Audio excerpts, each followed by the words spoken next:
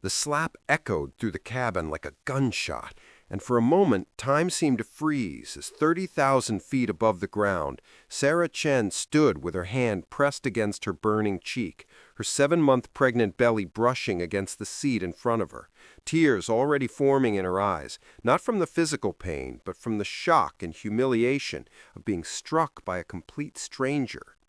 The woman who had hit her, a blonde passenger in her 50s wearing designer sunglasses pushed up on her head and dripping with the kind of jewelry that screamed old money, stood there with her hand still raised, her face contorted with rage as she shouted, "I told you to stop kicking my seat, you inconsiderate immigrant!"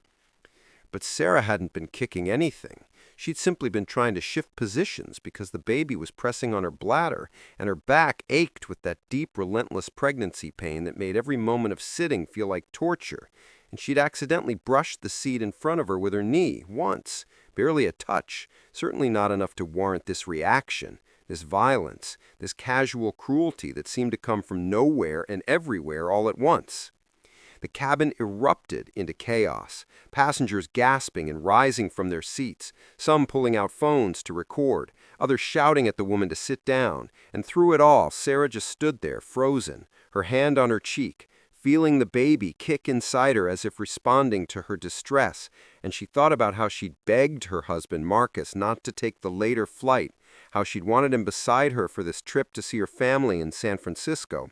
But he'd insisted he had to stay behind for one more meeting, one more call, always one more thing with his work that she didn't fully understand because he never talked about it in detail.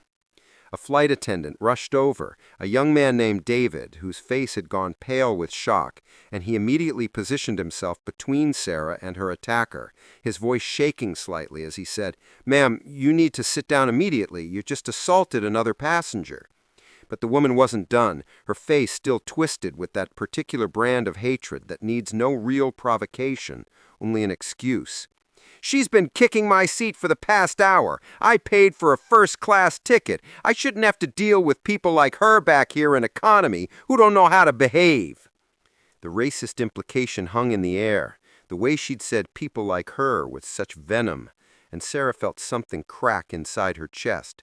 Because she was a pediatric surgeon. She'd spent the last decade saving children's lives. She'd been born in Sacramento and had never lived anywhere else. Her parents had come from Taiwan before she was born. And yet here she was, being reduced to people like her by a stranger who knew nothing about her except what she looked like. Sarah's voice came out quieter than she intended, shaky with emotion and the adrenaline now flooding her system. "I wasn't kicking your seat. I'm 7 months pregnant and I was just trying to get comfortable. You had no right to hit me." The woman laughed, actually laughed, a sharp, cruel sound that made several nearby passengers gasp in disbelief. "Oh, please, playing the victim now. Maybe you should have thought about flying while pregnant. It's not my problem that you can't control yourself." David's hand went to his radio, and Sarah could see him struggling with how to handle this, could see in his eyes that he was young, maybe on his first year on the job, and this was probably the most extreme situation he'd ever faced. But before he could call for backup, another voice cut through the tension, calm and authoritative, and carrying a weight that made everyone within earshot turn to look. "I need you to step away from my wife, now." Marcus Chen stood at the front of the economy cabin, having apparently boarded at the last minute, and Sarah's heart lurched because she hadn't known he'd made it, hadn't expected to see him until they landed, but here he was, and there was something different about him, something in the way he carried himself that she'd never quite noticed before. A kind of controlled intensity that made the entire situation suddenly feel like it was balanced on a knife's edge. He moved down the aisle with purpose, his eyes never leaving the woman who had struck Sarah, and passengers instinctively pressed back into their seats to let him pass, sensing that something significant was about to happen, but not quite understanding what. The blonde woman turned to face him, and her expression shifted from rage to disdain as she looked him up and down, clearly deciding he was just another problem to dismiss. "Your wife needs to learn some manners, and so do you. Go back to your seat before I have you arrested for threatening me." Marcus stopped about 3 feet away, and when he spoke again, his voice was quieter, but somehow more commanding. "David, I need you to radio the cockpit immediately and tell them that Federal Air Marshal Marcus Chen is requesting an emergency landing at the nearest airport. We have an assault in progress, and I'm detaining a passenger." The cabin went dead silent, every eye fixed on Marcus, as the weight of his words sank in, and Sarah felt her knees go weak because in 5 years of marriage, Marcus had told her he worked in federal security, something vague about transportation safety, and she'd never pushed for details because he'd said it was boring, bureaucratic work, meetings and paperwork and regulations, nothing worth discussing over dinner. But a federal air marshal? That meant he'd been on flights, armed and undercover, watching for threats and ready to respond to hijackings and terrorism. And he'd never told her, had kept this massive part of his life completely hidden, and she didn't know whether to be furious or grateful or just overwhelmed by the revelation hitting her in this moment of crisis. The blonde woman's face had gone from red to white in an instant, and she stammered, "You're lying! You're just trying to scare me! You can't just ground a plane because of a little misunderstanding!" Marcus reached into his jacket and pulled out a badge and credentials, holding them up so David could see, and the flight attendant's eyes went wide before he immediately grabbed his radio and began speaking rapidly to the cockpit. "Ma'am, you assaulted a pregnant woman in front of multiple witnesses. That's not a misunderstanding. That's a federal crime, and I watched the entire thing happen from the galley where I was standing. You're under arrest, and you're going to remain in your seat with your hands visible until we land and local law enforcement takes custody of you." The woman looked around desperately, seeking support or escape, but found only the stares of passengers who had witnessed her violence and her racism, many of them now recording openly, their phones pointed at her like accusations. "This is ridiculous! She provoked me! I was just defending myself!" Marcus's expression didn't change, but something flickered in his eyes, something cold and unyielding. "You struck an unarmed pregnant woman who was sitting in her assigned seat trying to manage her discomfort. There is no universe in which that constitutes self-defense. David, I need you to get the restraints from the flight deck kit, and I need another crew member to serve as a witness to everything that happens from this point forward." Sarah sank back into her seat, her legs finally giving out, and immediately another passenger, an older woman with kind eyes, moved to sit beside her, taking her hand and asking gently if she was okay, if the baby was moving, if she needed medical attention.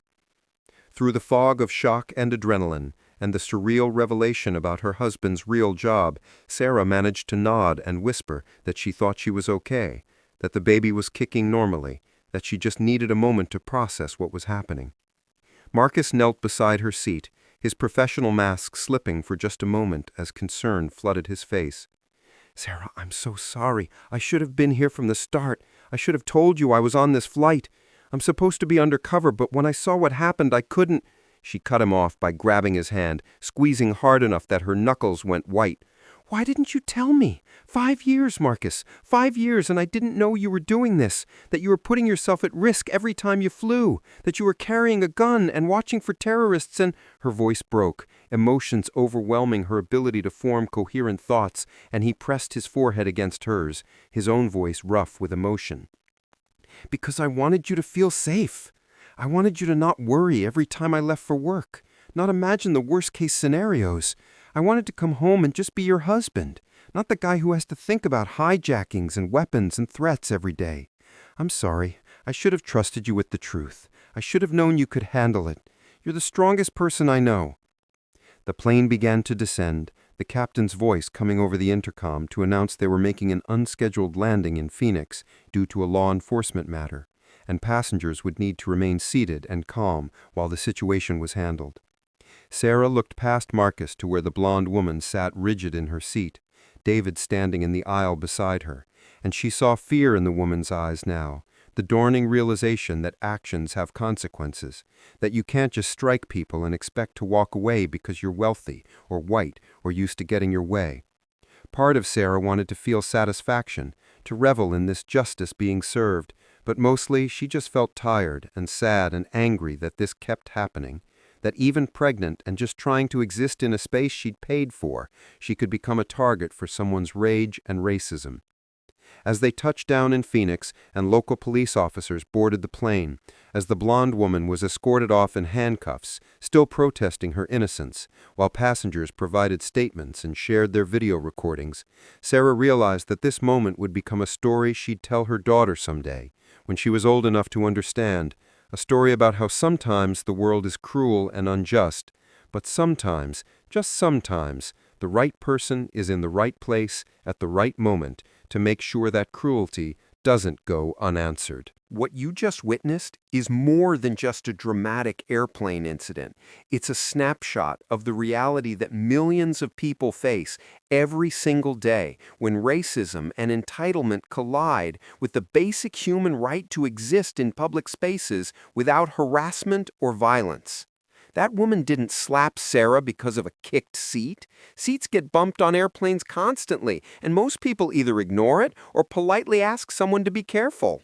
She slapped Sarah because she saw someone she considered beneath her, someone whose presence in her vicinity offended her, someone she felt entitled to discipline and punish. The pregnant belly, the visible discomfort, the quiet attempt to just get through a flight, none of that mattered, because in her mind, Sarah was already guilty of the crime of not being white, of not being what she expected to see, of existing in a space she'd decided people like Sarah didn't belong. And here's the thing that makes this story so important. Without Marcus's intervention, without his authority and badge and ability to ground the plane, this probably would have ended with a half-hearted apology from the airline, maybe some compensation miles, and Sarah would have been left to process that trauma alone, to carry the weight of being struck and humiliated with no real justice, no real acknowledgement that what happened to her was criminal and unacceptable. That's the reality for most people who experience these assaults, whether physical or verbal. They happen in the gaps of accountability, in the spaces where witnesses turn away and authorities shrug, and victims are told to just let it go, to not make a scene, to accept that sometimes people are just having a bad day. But Marcus wouldn't accept that, couldn't accept that when it was his wife and his unborn child being threatened. And his response, grounding an entire airplane and detaining a passenger, sent a message that needed to be sent. Violence has consequences. Racism has consequences. And you don't get a pass just because you're used to a world that's let you behave this way before. If this story moved you, if you felt that anger when Sarah was struck and that satisfaction when justice was served, then you understand on some level how exhausting it is to navigate a world where your right to basic dignity is constantly under negotiation. I need you to do something with that feeling. Don't just let it fade as you scroll to the next video. Use it to examine your own behavior and the behavior you witness around you. Have you ever stayed silent when someone made a racist comment or joke? Have you ever looked away when someone was being harassed or discriminated against because intervening felt uncomfortable or awkward? Have you ever given someone the benefit of the doubt when their actions clearly crossed a line just because calling it out would make things tense? We all have, myself included, and that's exactly how these patterns persist. Through the accumulated weight of moments when good people decided that keeping the peace was more important than standing up for what's right. So here's what I'm asking you to do. Share this story, not just because it's dramatic and satisfying, but because it illustrates a truth that too many people still want to deny. That racism isn't just burning crosses and slurs. It's the casual violence of someone who feels entitled to strike a pregnant woman because they've decided she's less than human.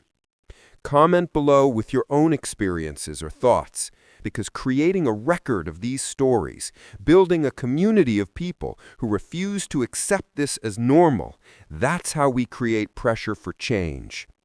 Subscribe if you want to see more content that doesn't shy away from uncomfortable truths, that centers the experiences of people who are too often dismissed or ignored, that believes storytelling can be a tool for justice and awareness. And most importantly, the next time you see something wrong, be Marcus. Be the person who uses whatever authority or voice or presence they have to say, this is not okay. This stops here. Consequences matter. Change happens one moment at a time, one person at a time, one decision to speak up instead of stay silent.